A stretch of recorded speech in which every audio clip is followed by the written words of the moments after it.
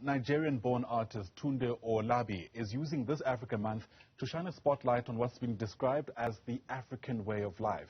Through a solo exhibition which is titled As We Were, As We Are, Tunde uses a variety of materials to depict a resurgence of different forms of black expression. That work is looking to celebrate the trends of African cultures on the continent and among the diaspora, shown through indigenous fabrics, fashion and hairstyles from our history. That exhibition runs from today until the 31st of May. And for more on this, Tunde joins us via our video link. And it's lovely to have you on the program, sir. I sounded very smart reading what your exhibition is actually about.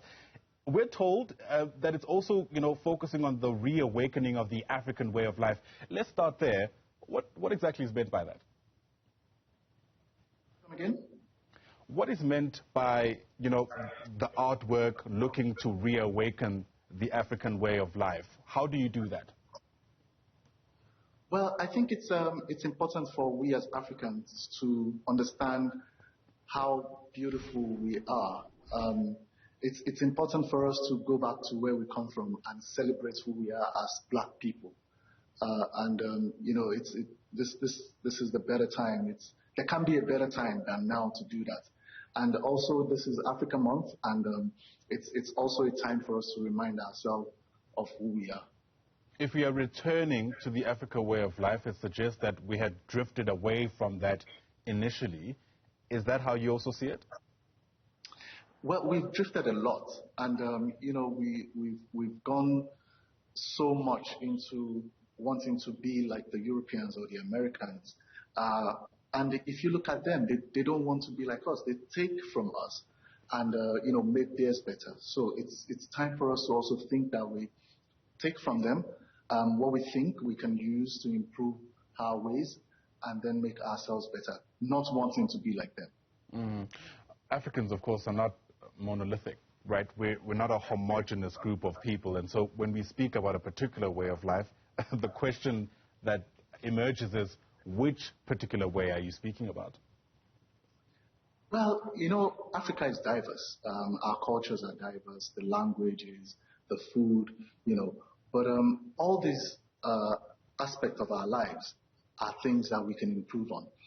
The way we express ourselves, with our way of dressing, our hair, the way we look, the way we present our food. These are ways by which we can actually tell our stories without having to dilute them. We can make them better from what they used to be, and then present them to the world in a better way. You're spoiled for choice about which aspects of African life to actually focus on. We have stills, as you were speaking, of I guess, moments of living in Africa and what those potentially look like. What went into deciding which of these African experiences you wanted to highlight? Okay, as an artist, I've spent a couple of my years learning about different culture, especially from where I'm from, Nigeria. There was a time I traveled around different regions learning about the culture. And one of the things that really spoke to me is how we express ourselves through fashion, through our hair. We're very colorful people. We're very radiant. We're very regal.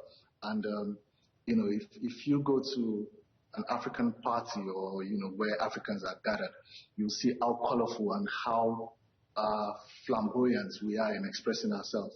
And, that was something that really inspired what I'm doing today. Yeah. Do you reckon there's an appetite among Africans to consume African art? There's a very big appetite now, You find a lot of Africans buying African art, and that has also influenced what the Western market is presenting to the world. A lot of African artists are really getting recognition, which is a very good thing. Right. Tunde Owolabi, thanks very much indeed for speaking to us, and all the best with the exhibition kicking off today in Kramerville in Sandton, I understand, all the way until the 31st of May. Great getting your insights around what inspired your multidisciplinary artwork.